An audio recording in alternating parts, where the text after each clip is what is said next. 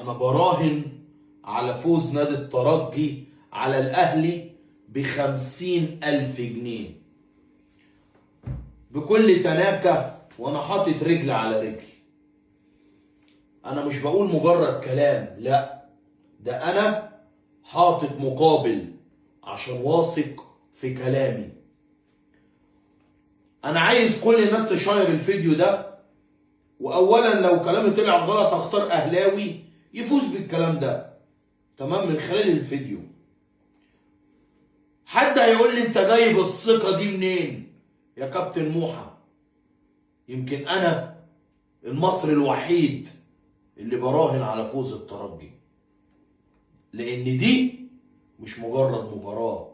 لو انت فاكرها مباراة فانت محتاج انك تتعالج وتسمع الفيديو ده.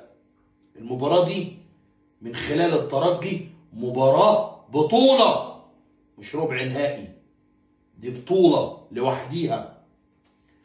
اول حاجة هتواجه الاهلي. حد هيقول لي اكيد الاهلي هيواجه 10 لعيبة في الملعب.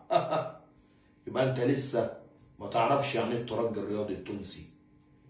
الاهلي هيقابل جمهور الترجي في رادس